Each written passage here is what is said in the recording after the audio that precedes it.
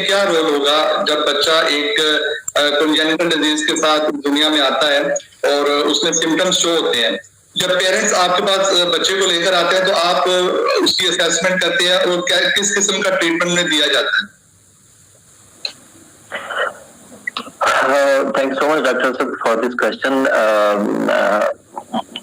अगर हमारे पास टाइम है एक्स्ट्रा तो मैं इस पे जरा डिटेल में डिस्कस करना चाहूंगा कि जब हमारे पास कोई भी इंडिविजुअल आता है तो हम सबसे पहले असेस करते हैं कि इंडिविजुअल का इशू क्या है। और दूसरी एक चीज मैं ये मेंशन करता चलूं कि नॉर्मली अगर हम बात करते हैं रिहेबिलिटेशन की किसी भी एडल्ट पेशेंट में या ओल्ड एज पेशेंट में, तो अगर मैं ये कहूँ कि एसीएल इंजरी है किसी इंडिविजुअल को, तो हमारा मोर और लेस ट्रीटमेंट प्लान जो है वो इंडिविजुअल में सेम चलेगा। यानी हमारे पास अगर 10 अडल्ट पेशेंट्स हैं, स्पोर्ट्समैन है फॉर एग्जांपल, और उनमें एसीएल इंजरी है तो उनमें मोर और लेस सेम ट्रीटमेंट प्रोटोकॉल चलता है। लेकिन अगर हम बात करते हैं पेडियाट्रिक केसेस की या फिर किसी भी डिसेबिलिटी की, तो उसमें हम कभी भी ऐसा नहीं करते कि कोई एक बच्चा आया तो हम उसमें सेम ट्रीटमेंट प्रोटोकॉल लेके चले और 7-10 बच्चों में सेम ट्रीटमेंट लेके चले। उसकी रीजन जो होती है कि फॉर एग्जांपल अगर सेरेब्रल पाल्सी के केस के साथ कोई बच्चा है, यानी उसका डायग्नोसिस सेरेब्रल पाल्सी है, तो हम उसमें सबसे पहले ये इंडिकेट करेंगे कि उस बच्चे की एज क्या है, उसके कौन से माइलस्टोन मिस है। उसके बाद हम ये इंडिकेट करेंगे कि उसकी मसल की टोन क्या है, वो फ्लैसिड है, स्पास्टिक है। फिर हम इंडिकेट करते हैं कि बच्चे का कौन सा बॉडी पार्ट जो है वो इफेक्टेड है। फॉर एग्जांपल उसके डायप्लेजिक है, उसके लोअर लिम्स इफेक्टेड है, क्वाड्रिप्लेजिक है, उसके चारों लिम्स इफेक्टेड है, या फिर हेमीप्लेजिक है, उसकी एक साइड इफेक्टेड है। उसके बाद फिर अगर हम स्पाइना बाइफिडा की तरफ जाते हैं, उसपे स्पाइना बाइफिडा की 3 अलग अलग टाइप्स हैं, उसमें हम डिफरेंट ट्रीटमेंट प्रोटोकॉल लेके चलते हैं हर केस में। अगर हम माइक्रोसेफली या हाइड्रोसेफली की बात करते हैं तो उसमें एज ग्रुप के हिसाब से, माइलस्टोन्स के हिसाब से, बच्चे के गोल्स के हिसाब से ट्रीटमेंट प्रोटोकॉल डिफरेंट होता है।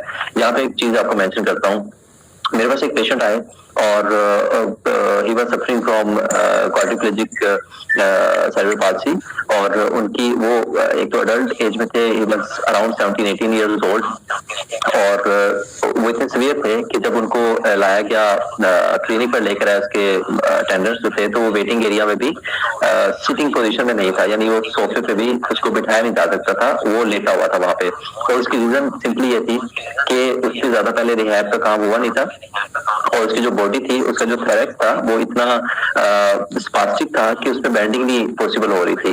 तो ऐसी कंडीशन में जब मैंने उसको असेस किया, और मैंने इससे पहले कि मैं उनको गाइड करता कि आपकी क्या कंडीशन है और अल्टीमेट इसका क्या रिजल्ट होगा, मतलब हम उसमें इतने ज्यादा एफर्ट अगर हम पुट करते भी हैं तो भी उसमें रिजल्ट हमें कम मिलेंगे स्पास्टिक क्वाड्रिप्लेजिक कंडीशंस में।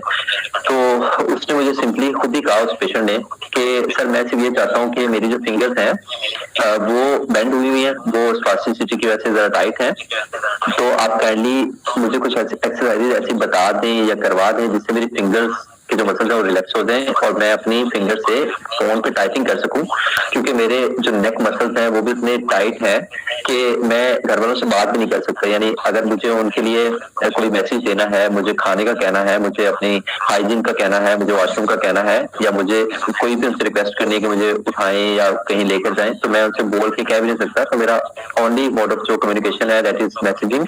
मैं उनको टाइप करके फोन पे फिर बताता हूँ। तो उसने ये सब कुछ मुझे वो टाइप करके बता रहा था छोटे छोटे वर्ड्स में। तो उस ऐसे कंडीशन में या ऐसे केसेस में उनका गोल ये था कि मेरी सिर्फ फिंगर की मूवमेंट अचीव हो जाए। सेकंड एक और केस मैं आपको बताता हूँ।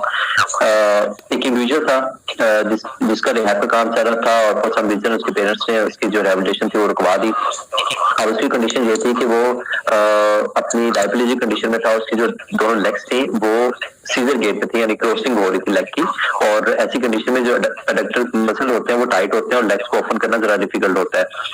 तो ऐसी कंडीशन में उसके पेरेंट्स उसकी लेग्स को ओपन करने की कोशिश कर रहे थे, तो वो भी प्रॉपर्ली ओपन नहीं हो पा रही थी। और फिर अल्टीमेटली हुआ ये कि उसकी हाइजीन के इश्यूज होना शुरू हो गए, उसके प्राइवेट पार्ट्स पे इन्फेक्शन शुरू हो गया, और इन्फेक्शन के बाद वहां पर बाकायदा होल्स बनना शुरू हो गए, बेड सोर्स हो गए, वहां पर होल्स बनना शुरू हो गए इन्फेक्शन की वजह से। और वो इतना कंडीशन खराब होगी कि उसको फिर मैनेज करना उनके लिए भी काफी डिफिकल्ट हो गया। तो बाज़ बार ऐसा होता है कि हम ऐसी कंडीशंस आ जाती हैं कि जिन पे उसके बाद रिहैब करना ही it's kind of a tough job, कि हम उसको दोबारा रिहेबिलिटेट करना, उसको नॉर्मल पोजीशन पे लाना काफी मुश्किल हो जाता है। तो हमारा मेन गोल जो होता है कि हम हर इंडिविजुअल में ये असेस करें कि बच्चे की एज क्या है, उसका प्रॉब्लम क्या है, और अगेन उसके गोल्स क्या है, वो क्या चाह रहा है अपनी अपनी बॉडी से या फिर अपनी रिहेबिलिटेशन से, अपनी फिजिकल या मेंटल हेल्थ से वो क्या करना चाह रहा है। मतलब लोगों का ये ख्याल है कि अगर कोई इंडिविजुअल आपके पास आया है तो हम उसको रिहेबिलिटेट करें and let him go and play and win Olympics. ऐसा नहीं होता, हमें सबको ऑब्वियसली फील्ड में नहीं भेजना, हमें ये देखना है कि बच्चे का गोल क्या है। अगर कोई बच्चा ये चाहता है कि मेरी जो लोअर बॉडी है वो इतना एक्टिव नहीं है या पावरफुल नहीं है, तो हम उसकी अपर बॉडी पे काम करें और उसको इतना कैपेबल कर दें कि वो बैठ के कंप्यूटर यूज कर सके या फिर कोई ऐसे ऑनलाइन स्किल सीख सके जिससे ultimately he could get his bread और कुछ कुछ भी अपनी एक्टिविटीज रूटीन लाइफ ही कर सके। तो ये डिपेंड करता है कि क्या इंडिविजुअल की कंडीशन है और क्या उसकी एज और क्या उसके गोल्स हैं एंटायरली। और अगेन हर डिजीज में, हर कंजेनिटल डिजीज में ट्रीटमेंट प्रोटोकॉल जो है वो डिफर कर रहा है।